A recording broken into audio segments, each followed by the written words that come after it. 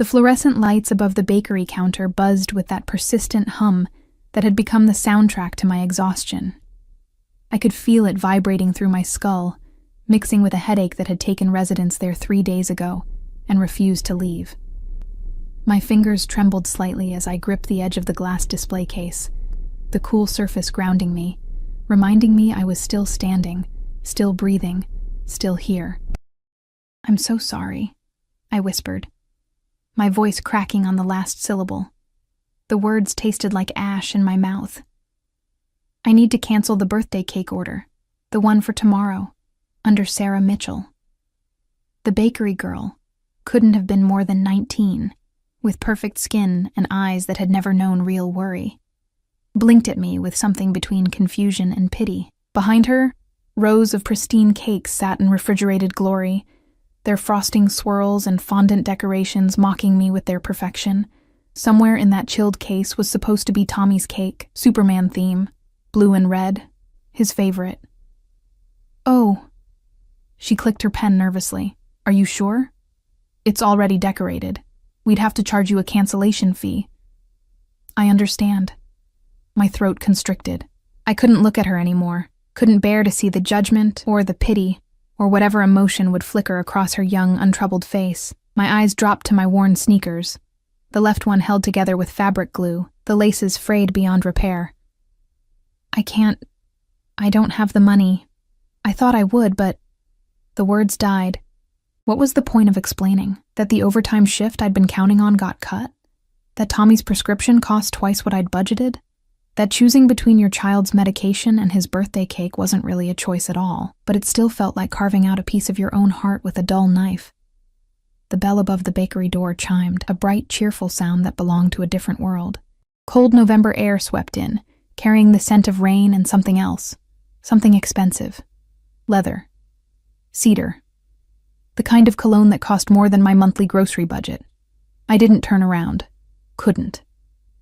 I was trying too hard to hold myself together, to keep the tears burning behind my eyes from spilling over. My fingernails dug into my palms, creating small crescents of pain that kept me focused, kept me from falling apart completely. "The cancellation fee is $30, the bakery girl continued, her voice dropping to something gentler. She'd probably seen this before. Probably saw desperate mothers every day, women choosing between birthday cakes and electricity bills, women like me who'd once had different dreams. $30. It might as well have been $3,000. Can I pay it next week?" The humiliation burned through me, hot and acidic. "I get paid Friday. I could..." "We need payment at the time of cancellation, ma'am. Policy." "Ma'am." I was 26 years old, and I was being called ma'am by a teenager, and I was canceling my son's birthday cake, and tomorrow I'd have to watch his face when he realized there would be no cake, no party, nothing but the small wooden car I'd carved for him late at night when he was sleeping, using a kitchen knife and wood scraps from behind the furniture store. The presence behind me shifted. I could feel it, the way you feel a storm approaching, that change in air pressure that makes your skin prickle. Footsteps, deliberate and measured, approached the counter. Not the rushed shuffle of other customers, but something controlled, purposeful. "Add the cake to my order." The voice was male, deep, with an accent I couldn't quite place. Something European buried under years of American English. Cultured, smooth as the whiskey I could no longer afford to buy. "And remove the cancellation fee." I turned then, shock overriding my shame. He stood less than 3 feet away, and the first thing I noticed was his hands. They rested casually at his sides, but there was nothing casual about them. Strong hands, scarred across the knuckles, with a platinum watch that caught the fluorescent light and threw it back like a warning. His suit was black, perfectly tailored, the kind that moved like a second skin. No tie. The top button of his crisp white shirt undone, revealing a glimpse of a tattoo that disappeared beneath the fabric. My gaze traveled upward, sharp jaw, the shadow of stubble that looked intentional rather than neglectful. Lips that might have been sensual if they weren't pressed into such a severe line. A nose that had been broken at least once and healed with character. And eyes. God. His eyes. Dark, almost black in the bakery's harsh lighting, and fixed on me with an intensity that made my breath catch. Not unkind, but penetrating, like he could see through all my carefully constructed walls straight into the mess of fear and desperation I'd been hiding. He couldn't have been much older than 30, maybe 32. Young for the kind of power that radiated from him like heat from asphalt in summer. "I can't accept," I started, my voice barely above a whisper. "You're not accepting anything." He didn't look away from me, didn't blink. "I'm purchasing a cake. What you do with it is your business." Behind him, I noticed for the first time, 2 men stood near the door. They wore simpler suits, but their stance was unmistakable, alert, watchful, their eyes constantly scanning the bakery's interior. Security, or something like it. "Sir, that's very generous, but—" the bakery girl interjected, uncertain. "How much?" he asked, still looking at me, "for the cake and whatever else she needs?" "I don't need—" My protest died under his gaze. "How much?" he repeated, this time to the girl behind the counter. $85 for the Superman cake, and if she wants to add everything." He finally turned away from me, reaching into his jacket. I caught a glimpse of something dark holstered beneath his arm, there and gone so quickly I might have imagined it. He pulled out a wallet, Italian leather, thick with cards and cash, and extracted several bills without counting them. "Whatever decorations, candles, the works, and add 3 more cakes to the order. Your best ones. 3 more?" The bakery girl looked like she'd stumbled into a dream. "My men will pick everything up tomorrow morning, 9 a.m. sharp." He placed what looked like $500 bills on the counter. "Keep the change." The world tilted slightly. I grabbed the display case harder, my knuckles going white. "Why?" The question escaped before I could stop it.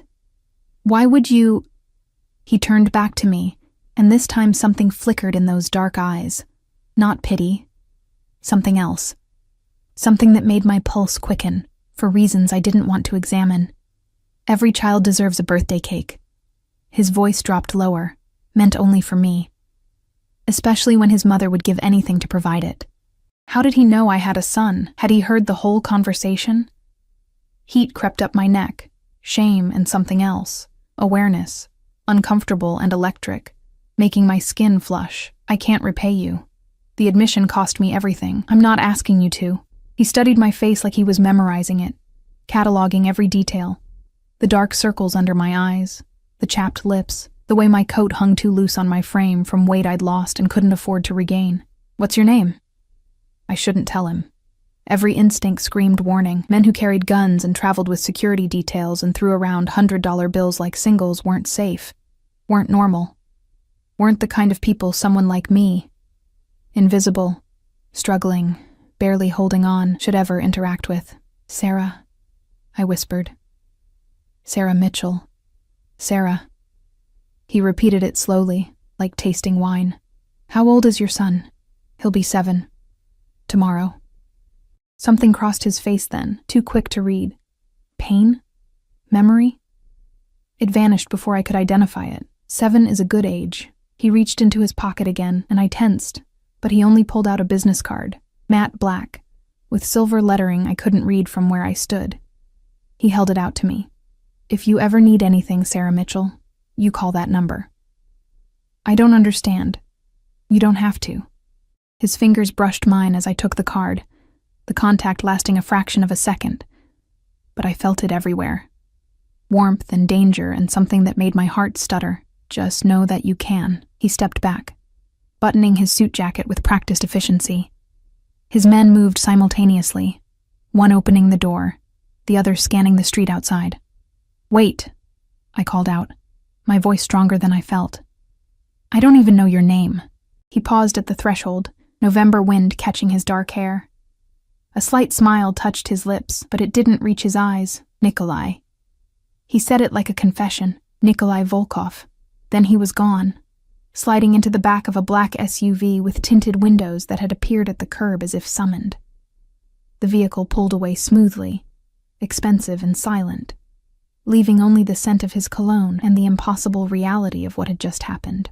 I looked down at the card in my shaking hand. The silver lettering gleamed, Nikolai Volkov, private consultations, and below it, a phone number. Nothing else. No company name, no address, no hint of what kind of consultations required armed security, and the casual disposal of $500. "Miss?" The bakery girl's voice seemed to come from very far away. "Miss, are you okay? You look pale." I wasn't okay. I was standing in a bakery holding a business card that felt like it was burning my fingers, trying to process that a stranger, a dangerous, powerful stranger who moved through the world like he owned it, had just paid for my son's birthday cake and looked at me like I was something precious instead of invisible. "I'm fine," I lied, my voice mechanical. "What time should I pick up the cake tomorrow?" But I wasn't fine. Because as I walked out of that bakery into the cold November evening, clutching that black card like a lifeline or a curse, I knew that something had shifted. Some door had opened that I wouldn't be able to close, and the most terrifying part was that I wasn't sure I wanted to. I didn't sleep that night. Tommy did, curled up in his twin bed with the Captain America sheets I'd found at the thrift store, his breathing soft and even, blissfully unaware of how close he'd come to a birthday without a cake. I sat in our tiny kitchen, the card laid out on the scratched formica table like evidence of a crime I couldn't quite name. The apartment was silent except for the radiator's occasional clank and hiss.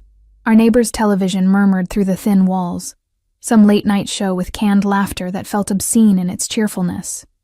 I traced the embossed lettering with my fingertip, over and over, until I'd memorized every curve and line. Nikolai Volkov. I'd Googled the name on my cracked phone screen, huddled in the bathroom so the light wouldn't wake Tommy. The results were sparse and contradictory. A few mentions in business journals, some charity gala photos where he appeared in the background, always in a perfect suit, always with that same controlled expression. Nothing concrete, nothing that explained the gun I'd glimpsed, or the security detail, or the way he'd looked at me like he could see every scar I'd tried to hide. The clock on the microwave clicked over to 3:47 a.m. In a few hours, Tommy would wake up, would race into my room with that gap-toothed smile, would ask if today was finally his birthday, and for once, I could say yes.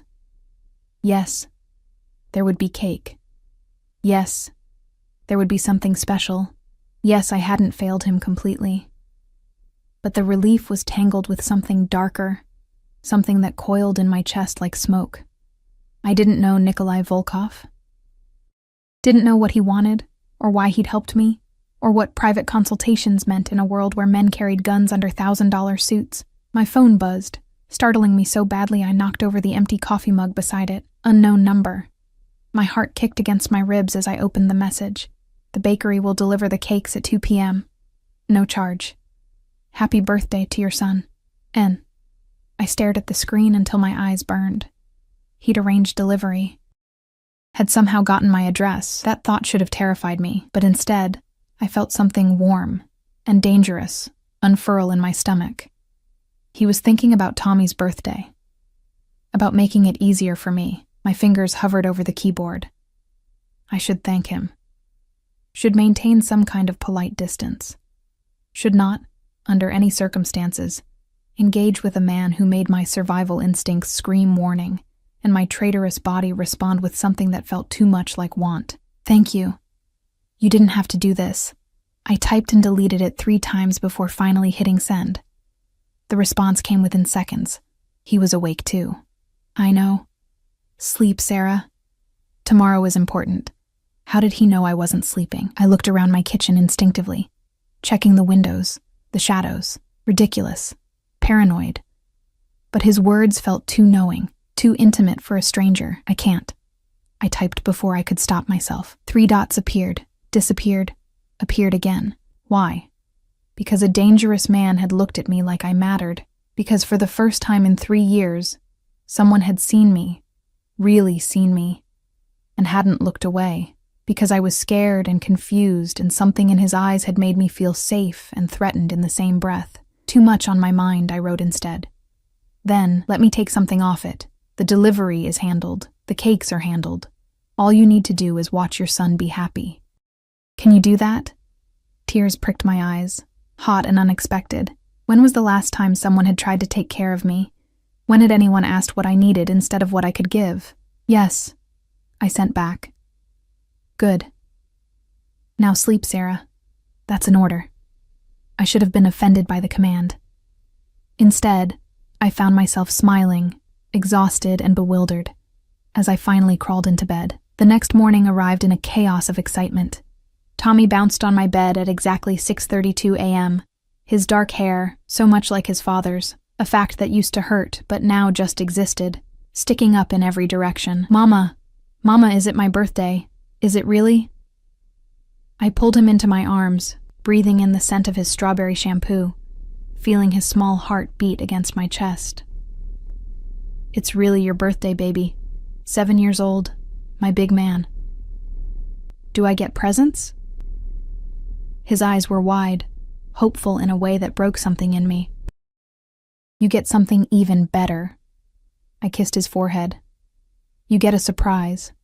He vibrated with excitement through breakfast, cereal that I stretched with extra milk to make it last, through getting dressed in his best jeans and the Superman shirt I'd scrubbed clean last night, through the agonizing wait until 2 p.m., when the doorbell finally rang. I opened it to find not a delivery person, but one of Nikolai's men from the bakery. He was massive, with a shaved head and a scar running through his left eyebrow, wearing the same dark suit and watchful expression. Ms. Mitchell. His voice was surprisingly gentle. Delivery from Mr. Volkov. Behind him, 2 more men carried boxes. 4 of them. Not just the Superman cake, but an elaborate chocolate tower, a vanilla creation covered in fresh flowers, and something that looked like it belonged in a palace, gold leaf and pearls and delicate sugarwork that must have cost a fortune. This is too much, I breathed, even as Tommy gasped behind me, his small hands gripping my leg. Mama, is that all for me? The scarred man smiled, and it transformed his face completely. Mr. Volkov wanted to make sure the birthday boy had options, and he handed me an envelope. He also wanted to make sure you had help with the party. What party? I opened the envelope with shaking fingers. Inside was $2,000 in cash and a note in sharp, masculine handwriting. Every 7-year-old deserves a party. Invite his friends. Order pizza. Buy decorations. Let him be a child. You can argue with me later. And I can't, my voice failed. You can. The scarred man's expression softened. Mr. Volkov doesn't offer help lightly. When he does, it's because he means it. My name is Dmitri, and I'll be stationed outside until the party is over. For security. Security? Ice flooded my veins. Why would we need security? Standard procedure, ma'am. Nothing to worry about. But his eyes scanned the hallway, the stairwell, checking exits and angles like he expected trouble. Tommy tugged my hand. Mama, can I have cake now, please? I looked at my son's face, radiant with joy. At the cakes that represented more than just dessert. They represented being seen, being valued, being worth someone's care. At the money that could mean catching up on bills, buying Tommy new shoes, maybe even sleeping without the gnawing fear of eviction. And at Dmitri, who worked for a man I didn't know, representing a world I didn't understand. Give me your phone number, I said suddenly. Nikolai's real number. Dmitri hesitated. Mr. Volkov gave you his card. That's not what I asked. Something like respect flickered in his eyes. He pulled out his phone, typed something, and my phone buzzed. That's his personal line. Use it wisely. Then he helped carry the cakes inside, positioned himself in the hallway, and became as still as a statue. I stared at the new number in my phone as Tommy danced around the cakes, chattering about which one to try first. My finger hovered over the call button. What was I doing? This was insane. Accepting thousands of dollars from a stranger who carried guns and employed armed security. Letting my son eat cake paid for by a man whose business card offered no explanation, only mystery. But Tommy was laughing, really laughing, in a way I hadn't heard in months. I pressed call. He answered on the second ring. Sarah. Not a question. He'd been expecting me. Why? The word came out harder than I intended. Why are you doing this? A pause. I could hear ambient noise in the background. Voices speaking rapid Russian, the sound of a car door closing. Are the cakes there? 4 of them, and $2,000, and a security guard in my hallway. Answer my question. Is your son happy? My eyes found Tommy, who was carefully examining the Superman cake with reverent awe. Yes. Then that's why. His voice dropped, became something more intimate. You needed help. I could provide it. It's simple. Nothing about this is simple. I moved into my bedroom, closing the door. Men like you don't just help people for no reason. Men like me? There was a dark amusement in his tone. What kind of man do you think I am, Sarah? Dangerous, powerful, someone who made my pulse race and my instincts scream in equal measure.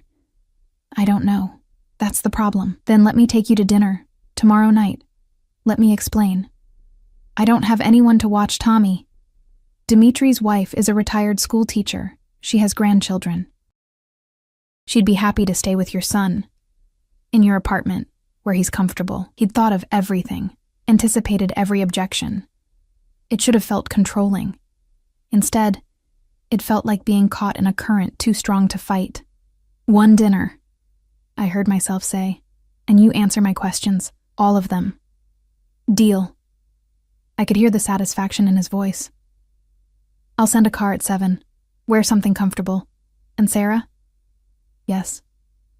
Thank you for calling. I've been waiting. He hung up before I could respond, leaving me standing in my shabby bedroom with my heart pounding and the certainty that I'd just agreed to something that would change everything. Tommy burst through the door, his face smeared with chocolate frosting. Mama, can I invite Marcus and Jaden, please? We have so much cake. I looked at my son, my beautiful, innocent son, and at the money on my dresser that represented possibility and danger in equal measure. Yes, baby.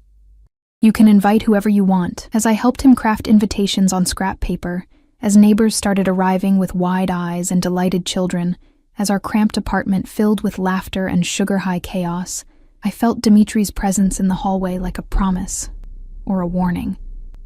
And somewhere across the city, Nikolai Volkov was waiting for tomorrow night, when I'd sit across from him and demand answers to questions I wasn't sure I was ready to hear. The Superman cake was perfect. Tommy's smile was incandescent. And I was falling into something dark and inevitable. One choice at a time. The black car arrived at precisely 7 o'clock. I'd been watching from my window for 20 minutes, my stomach a knot of anxiety and something dangerously close to anticipation. Tommy was on the couch with Dimitri's wife, Elena, a warm woman with silver-streaked hair and laugh lines who'd arrived with homemade cookies and a Mary Poppins energy that had won my son over immediately.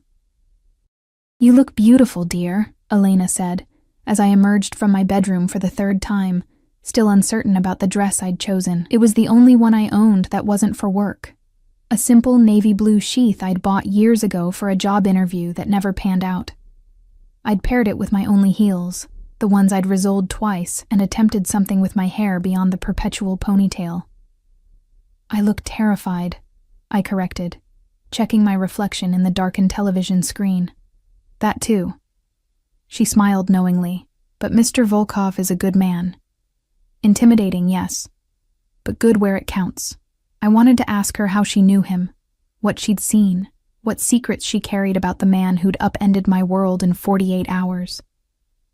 But the intercom buzzed, and my courage evaporated. The driver wasn't Dimitri, but another man, younger, with sharp cheekbones and eyes that missed nothing. He opened the rear door of the SUV without a word, and I climbed into leather seats that probably cost more than my monthly rent. The door closed with a solid final thunk. We drove through the city as twilight bled into night, leaving my neighborhood's cracked sidewalks and flickering streetlights behind. The buildings grew taller, cleaner, more expensive. My reflection in the tinted window looked like a ghost, pale and insubstantial against the glittering cityscape. 20 minutes later, we pulled up to a restaurant I'd only seen in magazines. The kind of place where reservations required months of notice and entrees cost triple digits. Panic clawed up my throat. I started, but the driver was already opening my door. "Mr. Volkov is waiting, Ms. Mitchell." The restaurant's exterior was understated elegance. Dark brick, a single brass plaque, no obvious signage. The door opened before we reached it, held by a man in a pristine suit who nodded respectfully. Inside was warmth, an amber light, the scent of truffle and wine and old money. But the main dining room was empty, completely empty. My heels clicked too loudly on marble floors as I followed the maitre d' through the vacant space. Every table was set with crystal and silver, candles flickering, but no one sat at them. Did he? I couldn't finish the question. Mr. Volkov reserved the entire restaurant for the evening, the maitre d' said smoothly, as if this were normal, as if men did this every day. He led me to a private room in the back, separated by frosted glass doors etched with intricate patterns. Through them, I could see a single table and a figure rising from his chair. The doors opened. Nikolai stood backlit by candlelight, and for a moment I forgot how to breathe. He wore black again, seemed to prefer it, but tonight it was more casual. Black slacks, black shirt with the sleeves rolled to his forearms, revealing more of those tattoos, ink that looked Cyrillic, religious icons mixed with symbols I didn't recognize. His eyes found mine immediately, and the intensity in them made my knees weak. "Sarah." He moved around the table with that controlled grace, and suddenly he was close enough that I could smell his cologne again, could feel the heat radiating from his body. "You look beautiful. You rented out an entire restaurant." It came out accusatory.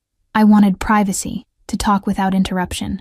He pulled out my chair, his hand briefly touching the small of my back, and electricity shot up my spine. "Is that a crime?" I sat because my legs weren't trustworthy. "I don't know. Is it?" A ghost of a smile touched his lips as he returned to his seat. Direct. "I like that." A waiter appeared. From where? I couldn't say, and poured wine into my glass. Red, dark as blood. I didn't touch it. "You said you'd answer my questions," I said, gripping my hands together in my lap to keep them from shaking. "I did." He leaned back, completely relaxed, like we were discussing the weather instead of whatever this was. "Ask." "Who are you?" "Really, I told you. Nikolai Volkov." "That's a name, not an answer." His smile widened fractionally. "I'm a businessman. I handle acquisitions, negotiations, problem-solving for people who need discretion. That's the vaguest answer I've ever heard." "It's also the truth."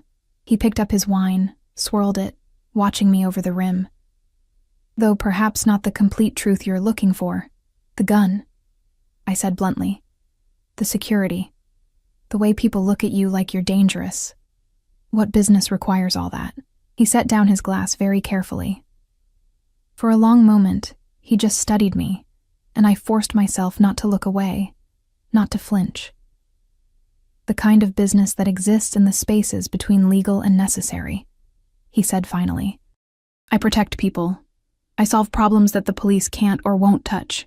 I make sure certain transactions happen smoothly, that certain people are held accountable when the law fails. You're a criminal." The words hung between us. "I'm a realist. No shame, no justification, just fact. The world isn't black and white, Sarah. It's mostly gray, and someone has to navigate those shadows. I chose to be that someone." My heart hammered. I should leave. Should grab my coat and run back to my safe, small life where men didn't casually admit to operating outside the law. "Why me?" I whispered instead. "Out of everyone you could help, why did you choose me?" Something shifted in his expression. A crack in that controlled facade. "You reminded me of someone." "Who?" "My mother."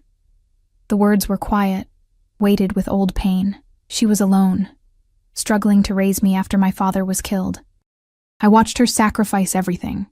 Her health, her happiness, her pride. Trying to give me a childhood, trying to make sure I had birthday cakes and new shoes, and didn't know how close we were to losing everything. His jaw tightened, and I saw the shadow of the boy he'd been in the hard lines of the man he'd become. I was 7 when I watched her cancel my birthday cake because she couldn't afford it. She thought I was asleep, but I heard her crying in the kitchen afterward. That sound... He stopped, swallowed. I swore I'd never be powerless like that again, that I'd never watch someone suffer when I had the means to help. Oh God. My chest constricted painfully. When I saw you in that bakery, he continued, his eyes locked on mine, canceling your son's cake, trying so hard to hold yourself together while falling apart inside. I saw her, and I saw you, and I couldn't walk away. So this is charity. The word tasted bitter. You're easing your guilt. He leaned forward. No, and the sudden movement made me jump. This isn't guilt. This is recognition. You're strong, Sarah. Stronger than you know. But strength shouldn't mean suffering alone. The waiter returned with plates I didn't remember ordering. Some kind of fish. Vegetables arranged like art. I couldn't imagine eating. I can't be your project, I said, my voice unsteady. I can't be the person you save to make yourself feel better about whatever you do in those gray spaces. You're not a project. His hand moved across the table, stopping just short of touching mine. You're... He trailed off, something almost vulnerable crossing his features. I'm what? I barely breathed the question. You're someone I can't stop thinking about. The admission seemed to cost him. From the moment you looked at me with all that pride and fear and desperation, I haven't been able to get you out of my head. The way you stood there, choosing your son over your dignity. The way you've kept fighting even when everything's against you. You're extraordinary, and you don't even see it. Heat flooded through me, dangerous and intoxicating. You don't know me. Then let me. His fingers finally made contact, barely brushing my knuckles, but I felt it everywhere. Let me know you, Sarah. No obligations, no expectations. Just let me in. This was insane. He was a criminal, had admitted it without flinching. He lived in a world of guns and security details and shadows I couldn't begin to understand. Getting involved with him was the definition of reckless, but his touch was gentle.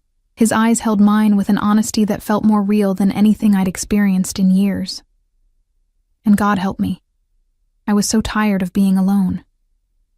I have a son, I said, testing. He comes first. Always. As he should. I won't be some secret you keep hidden away. I won't be ashamed of who I am or where I come from. I would never ask you to be. His hand fully covered mine now, warm and solid and anchoring.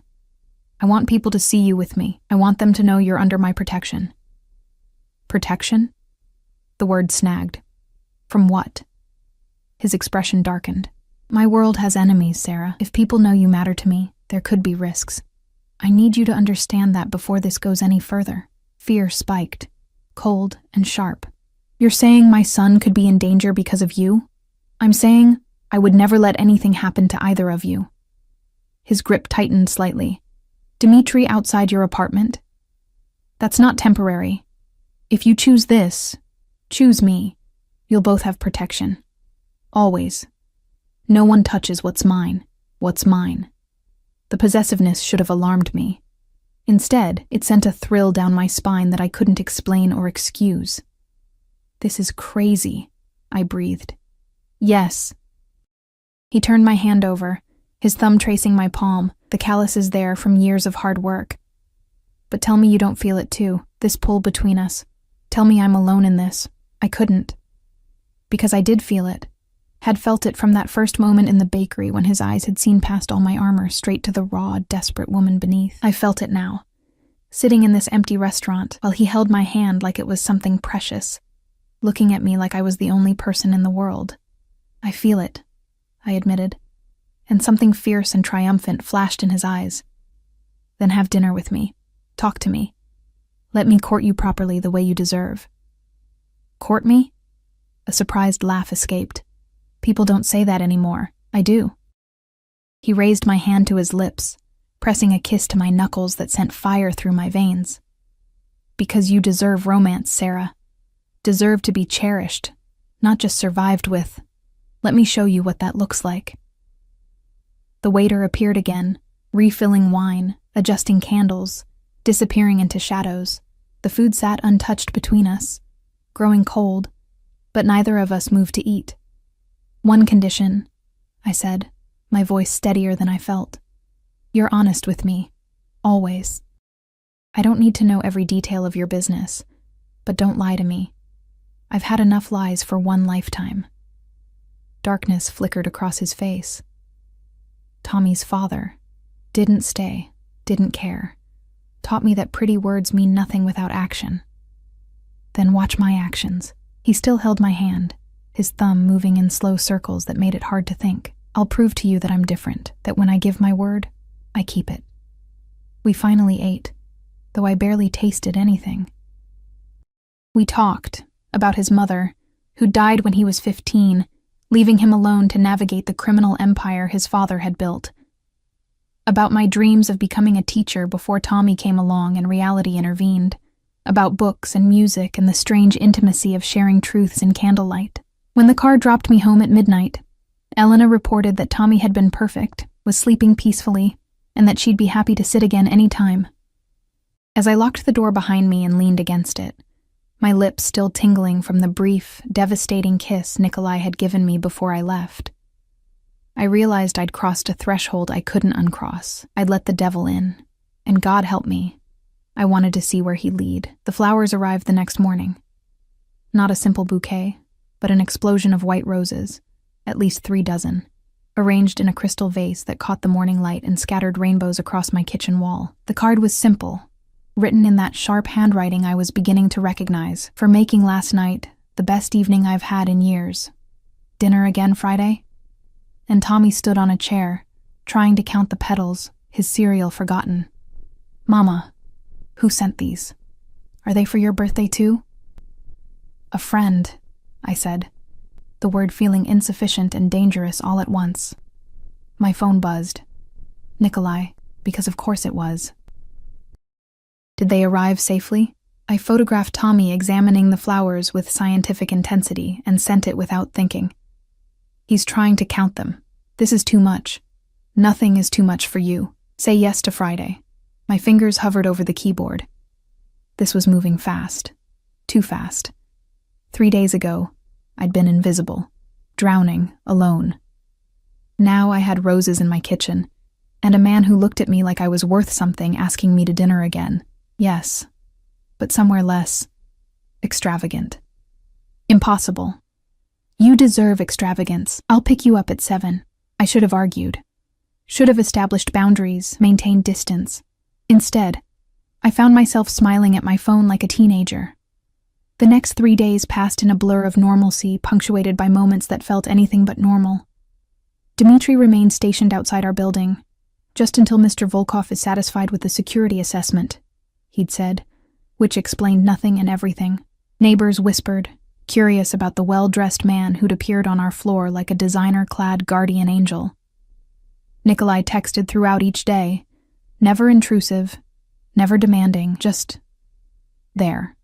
A photo of his morning coffee with the caption, "Thinking of you." A question about Tommy's favorite superhero.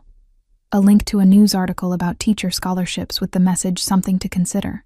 Each interaction felt like a thread being woven between us, connecting me to a world I didn't understand, but found myself increasingly drawn to. Friday arrived with November rain, the kind that made the city look blurred and melancholy. I'd spent the afternoon at my waitressing job, 4 hours on my feet, smiling through demands and complaints, pocketing tips that would barely cover groceries. The contrast between that world and Nikolai's felt impossible to reconcile. But at 6:45, I found myself in my navy dress again, heart pounding, while Elena entertained Tommy with stories about her grandchildren. This time, when the car arrived, Nikolai himself emerged from the back seat, black umbrella in hand, striding toward my building like he owned the rain itself. I met him in the lobby, and the look on his face when he saw me made my breath catch. "You're even more beautiful than I remembered," he said, his voice low and rough. He held out his hand. "Come." The restaurant this time was different. Still expensive, still private, but warmer. A rooftop garden under glass, heated against the November chill, with the city lights spread below us like scattered diamonds. Rain drummed against the transparent ceiling, creating a cocoon of sound that made the rest of the world disappear. You didn't rent out the entire place this time, I observed as we were seated at a table surrounded by climbing jasmine. I learned my lesson. His smile was almost boyish. You prefer subtle to ostentatious. I prefer real. I settled into my chair, accepting the wine menu I wouldn't know how to navigate. This is beautiful, but it's not you, is it? This isn't where you'd normally eat. Something flickered in his eyes. Surprise, maybe respect. No. Normally I eat in my office, standing up, while dealing with problems that can't wait. Then why bring me here? Because you deserve beauty. He leaned forward, elbows on the table, giving me his complete attention. And because I'm trying to impress you. Why? The question escaped before I could filter it. You could have anyone. Women who fit into this world, who understand your life. Why are you trying to impress a broke single mother from the wrong side of town? Because those women bore me. Blunt, honest. They want my money, or my power, or the danger they think I represent. You want none of those things. You looked at me in that bakery like I was an inconvenience and a miracle simultaneously. Do you know how rare that is, to be seen as a person instead of a resource? Rain intensified overhead, and I watched water cascade down the glass, distorting the city beyond. You're romanticizing me. I'm not some noble martyr. I'm just trying to survive. You're trying to do more than survive. You're trying to give your son a life you never had. You work yourself to exhaustion for his smile. That's not just survival, Sarah. That's love fierce enough to remake the world. His words pierced something deep, and I had to look away before the emotion building in my chest escaped. Tell me about Tommy's father, Nikolai said quietly. What happened? I took a long sip of wine before answering. His name was Marcus. We were young, in love, or what I thought was love. When I got pregnant, he said all the right things. Promised marriage, family, forever. The familiar bitterness rose. Then his parents found out. I wasn't good enough. Didn't come from the right background. They offered me money to disappear. Did you take it? No judgment in his voice, just curiosity. No. I thought Marcus would choose me, would stand up to them. I laughed without humor. Instead, he took the money they offered him. A trust fund, a job in their company, and left. I haven't heard from him in 6 years. Tommy doesn't even know his name. Nikolai's jaw tightened, a muscle jumping beneath his skin. When he spoke, his voice was cold. Give me his full name. Why? Because men who abandon their children deserve consequences. Ice flooded my veins. No. Nikolai, whatever you're thinking, I'm thinking that he should contribute to his son's welfare, financially, at minimum. His eyes were dark, dangerous. I'm thinking that I could make a few calls, ensure he understands his obligations. That's not your decision to make. I kept my voice firm despite the fear threading through it. Tommy is my responsibility. I don't want Marcus's money, and I don't want you. I stopped, searching for words. I don't want you to hurt him. I wouldn't hurt him. A pause. Much. Nikolai. He sighed, some of the tension leaving his shoulders. You're asking me to let this go? To allow him to live comfortably while you struggle? I'm asking you to respect my choices, even when you disagree with them. We stared at each other across candlelight and jasmine, wills locked. Finally, he nodded slowly. Fine. But if you ever change your mind, I'll tell you. I softened my tone. Thank you for caring, but I fight my own battles. I'm learning that. He reached across the table, his fingers finding mine. Though I don't like it, everything in me wants to eliminate every obstacle in your path. Destroy everyone who's ever hurt you. That's terrifying. I know. He smiled, but it didn't quite reach his eyes. I told you I wasn't safe, Sarah. We ate. Some kind of seafood that melted on my tongue. Vegetables I couldn't name. Dessert that was more art than food. Between courses, we talked. He told me about growing up in Russia, immigrating at 12 after his father's murder, learning to navigate American streets while never forgetting the old country's harsh lessons. I told him about my mother, who died when I was 19, leaving me alone in the world, about dreams of teaching that had evaporated when reality intervened, about the strange guilt of loving Tommy completely while mourning the life I'd never have. You could still teach, Nikolai said as dessert plates were cleared. I saw how you light up when you talk about it. There are programs, scholarships. I can't afford childcare and tuition. Can barely afford rent. What if money wasn't an obstacle? Warning bells rang. I'm not taking your money for school. Why not? You accepted help for Tommy's birthday. That was different. That was one thing, one moment. That's my life. My future. I can't build it on your charity. His hand tightened on mine. It's not charity when I care about you. When your happiness matters to me. We've known each other less than a week. And yet I can't remember what my life looked like before you were in it. The raw honesty in his voice stopped my breath. I know this is fast. I know I should give you time, space. Let this develop naturally. But I've never been patient with things I want, Sarah. And I want you. The air between us felt charged, electric. Rain continued its percussion overhead, cocooning us from reality. I want you too, I admitted, the words terrifying and liberating simultaneously. But I'm scared. Of your world, of getting hurt, of what this means for Tommy. Then let me take that fear away. He stood abruptly, coming around the table to kneel beside my chair. His hands framed my face, gentle despite their scarred strength. Let me protect you, both of you. Let me be what you need. You can't promise that. Life doesn't work that way. My life does. His thumb traced my cheekbone and I shivered. In my world, what I claim stays claimed. What I protect stays protected. If you're mine, Sarah, you're untouchable. I'm not a possession. No, you're so much more. He leaned closer, his breath warm against my lips. You're the first real thing I've wanted in years. The first person who makes me want to be better instead of just more powerful. Then he kissed me. Not the brief, restrained kiss from our first dinner, but something deep and claiming and desperate. I tasted wine and rain and want, felt his control fracture as my fingers buried in his hair, pulling him closer. The world narrowed to his mouth on mine, his hands sliding into my hair, the low sound he made when I opened for him. When we finally broke apart, both breathing hard, his forehead rested against mine. Come home with me, he whispered. Just come home with me. Let me show you where I live, who I am when I'm not trying to impress you. Every rational instinct screamed no. It was too soon, too fast, too dangerous. But his eyes held mine, dark and wanting and vulnerable in a way I suspected he rarely allowed. Okay, I breathed.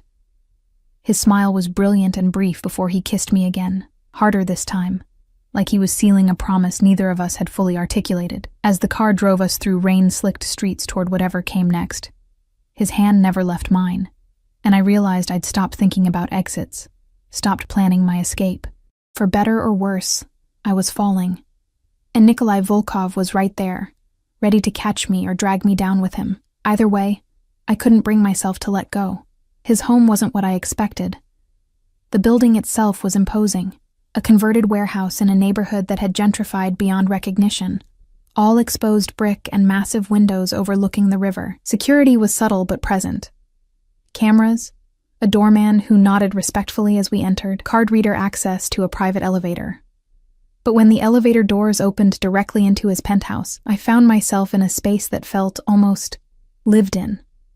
Yes, it was expensive.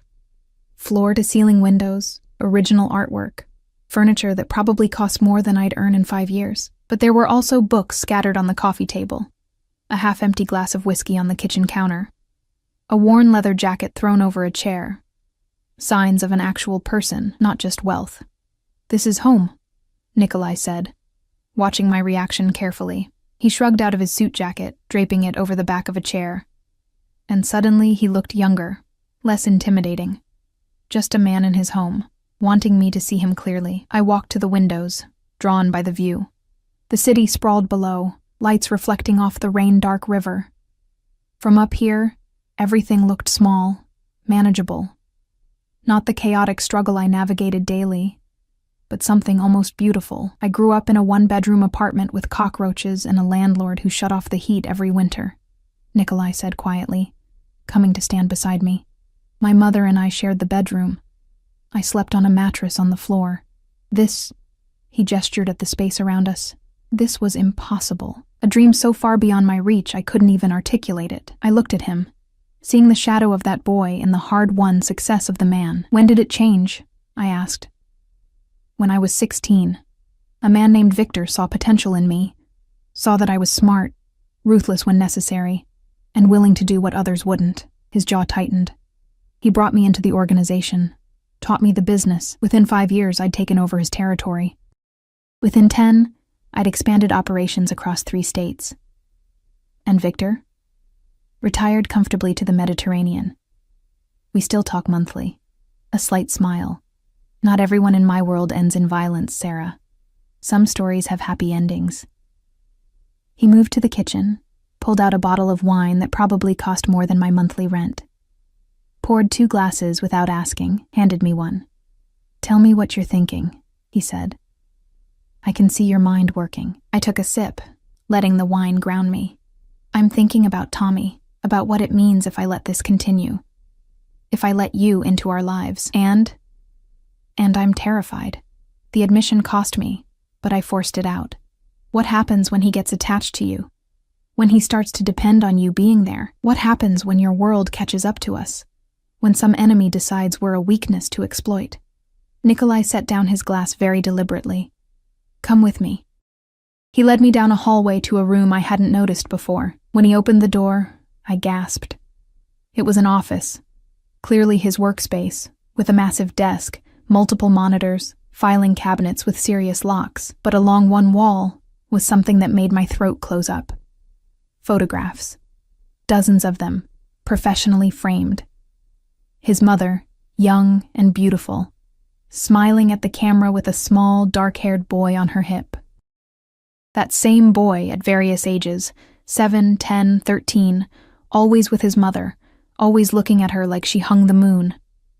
And in the corner, a child's drawing under glass, crayon stick figures labeled Mama and Me, with a lopsided birthday cake between them. "I kept everything," Nikolai said quietly. "Every photo, every drawing, every report card where she wrote notes in the margins about how proud she was. Because she sacrificed everything for me. And I needed to remember. Needed to make sure that when I had the power, I used it to protect people like her." He turned to face me, and the vulnerability in his eyes was staggering. "I understand your fear, Sarah. I understand why you want to protect Tommy from potential pain, but I need you to understand something too." He stepped closer, his hands gentle on my shoulders. "I don't do anything halfway. If I commit to you, to him, I'm all in.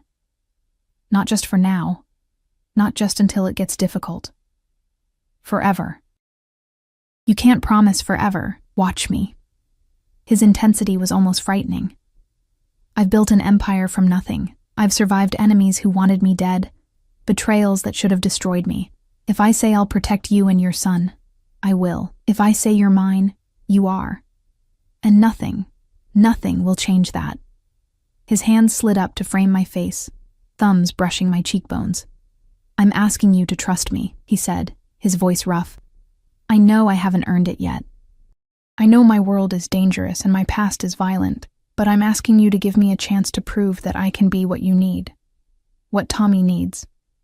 Tears burned behind my eyes. "What if you get hurt? What if something happens to you, and we're left? I have legal documents being prepared as we speak." His practicality shouldn't have been comforting, but it was. "If anything happens to me, you and Tommy are provided for. Trust funds, property, everything managed by people I trust, absolutely. You'll never be vulnerable again. I don't want your money. I know." He kissed my forehead, lingering. "That's exactly why I'm giving it to you. Because you don't want it, don't expect it, but you deserve it. Both of you." I pulled back, looking up at him through blurred vision. "This is insane. We barely know each other." "Then let's fix that." He took my hand, pulled me back to the living room, to the enormous couch facing those floor-to-ceiling windows. We sat, and he turned to face me, his expression open in a way I suspected he rarely allowed. "Ask me anything, everything. No filters, no evasions. You want honesty? I'll give you complete transparency." So I asked. About his business. And he explained the gray areas, the protection rackets that actually protected, the enforcement that kept worse predators at bay. About violence, and he admitted to things that should have sent me running, but he owned them without excuse or justification. Just cold fact. About relationships, and he told me there had been women, transactions more than connections. Nothing that had ever felt like this consuming need to know someone, to protect them, to claim them so completely the rest of the world understood they were untouchable. Why me? I asked again, because I still couldn't reconcile it. Really? Not the story about your mother, not the moment in the bakery. Why do you look at me like I'm something precious when I'm just ordinary? You're not ordinary. He pulled me closer, until I was tucked against his side, his arm around my shoulders. You're extraordinary in the way that matters. You love fiercely. You protect what's yours. You keep fighting even when everything says to give up. That strength, that resilience.